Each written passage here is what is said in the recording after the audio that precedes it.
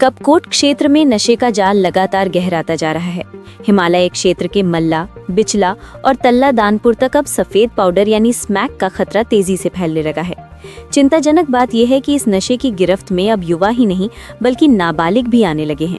इसी गंभीर स्थिति को देखते हुए क्षेत्र के सामाजिक और राजनीतिक लोगों ने पुलिस से सीधे संवाद किया। स्थानीय लोगों का एक प्रतिनिधि मंडल कपकोट थाने पहुंचा और सीओ मनीष शर्मा तथा कोतवाल प्रतापनगर कोटी के साथ बैठक कर स्मैक और अन्य नशे के कारोबार पर सख्त कार्रवाई की मांग उठाई। दरअसल कपकोट क्षेत्र लंबे समय से चरस की खेती और तस्करी को लेकर भी चर्चाओं में रहा है। ग्रामीण इलाकों में पैदा होने वाली चरस की खेप शहरों तक पहुंचती रही है, लेकिन अब हालात और ज्यादा चिंताजनक हो गए हैं, क्योंकि काले चरस के साथ साथ सफेद स्मैक का नशा भी युवाओं को तेजी से अपनी गिरफ्त में ले रहा है। स्थानीय लोगों का कहना है कि गांव में कुछ स्थानों पर महिलाएं भी चरस के निर्माण और बिक्री से जुड़ी बताई जा रही हैं, जबकि बेरोजगार युवाओं का एक गिरोह नशे के इस अवैध कारोबार में सक्रिय हो चुका है। कुल मिलाकर कपकोट क्षेत्र में शराब के बाद चरस और स्मैक जैसे खतरनाक नशों का जाल तेजी से फैल रहा है। इससे पूरे समाज में चिंता का माहौल है और लोग मांग कर रहे हैं कि पुलिस और प्रशासन मिलकर इस नशे के कारोबार पर सख्ती से नकेल कसें, ताकि युवाओं को नशे के दलदल में डूबने से बचाया जा सके। आपको अवगत है कि थाना कपकोट में वरिष्ठ नागरिकों और सीएलजी की मीटिंग ली गई थी, जिसमें यहाँ की गणमान्य जनता के द्वारा अनेक सुझाव दिए गए। इसमें इनका मुख्य सुझाव ये था कि क्षेत्र में बढ़ते हुए नशे के कारोबार पर रोक लगाई जाए और जो रात को और जो यहाँ पर बच्चे घूमते हैं रात को देर रात तक, उनके ऊपर रोक लगाई जाए, उन्हें समझाया जाए।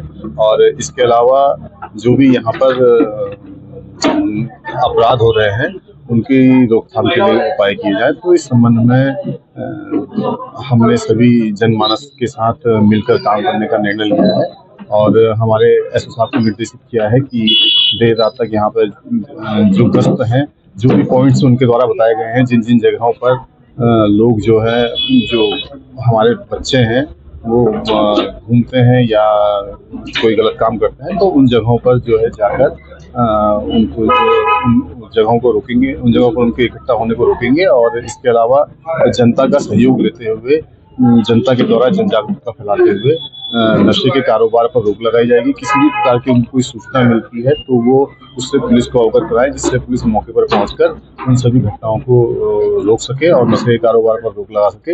इसके अलावा साइबर अपराधों के बारे में जानकारी दी गई और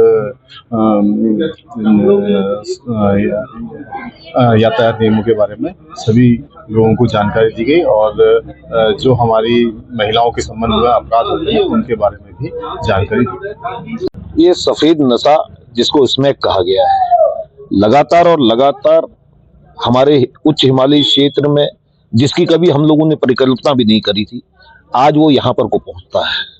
और यहाँ के किशोर अवस्था के बच्चे 14 साल से ऊपर इन चीजों में सम्मिलित होकर कहीं ना कहीं इसका प्रचलन इस तरीके से आगे बढ़ा। तो यहाँ पर को आज कल अभी हमारी बैठक थी, इसको लेकर चिंतन मंथन था। विभिन्न सामाजिक संगठनों के लोग, सामाजिक सरोकारों पर अपनी बात रखने वाले लोग और समाज को दिशा देने के लिए वाले लोग आज इस कपकोट में, आज पुलिस उपाधीक्षक महोदय के समक्ष, थाना अध्यक्ष के समक्ष यहाँ पर कहीं ना कहीं एक वार्ता हुई है और तमाम जनता के यहाँ पर को सामाजिक सरोकारों के लोग यहाँ पर को आए थे। और ये जिस प्रकार से ये नशा बढ़ रहा है, तो कहीं ना कहीं एक नस्ल, एक पीढ़ी हमारी खत्म हो रही है। तो उसके लिए हम लोगों ने लगातार ये प्रयास भी करने हैं। हमने विभिन्न महत्वपूर्ण सुझाव भी यहाँ पर को दिए हैं कि विभिन्न विद्यालयों में, डिग्री कॉलेजों में जाकर उनको काउंसलिंग हो, वहां पर को जाकर उनको समझाया जाए, नशे के दुष्प्रभाव के बारे में बताया जाए। और कहीं ना कहीं उन लोगों को भी चिन्हित करने का काम समाज का भी दायित्व बनता है कि जो लोग इन सब चीजों पर क्षणिक लाभ के लिए समाज में ये जहर घोल रहे हैं, तो उनको भी चिन्हित करने की आज समय आ गया है। और अगर हमने अपने युवाओं को अगर बचाना है कपकोट में, तो इस तरीके के जो ये सफेद नशा जो बाहर से आ रहा है, तो उसको कहीं ना कहीं हम लोगों ने इसमें अंकुश लगाने के लिए समाज और पुलिस, समाज के लोग और पुलिस साथ मिलकर कहीं ना कहीं इस अभियान को आगे बढ़ाएंगे।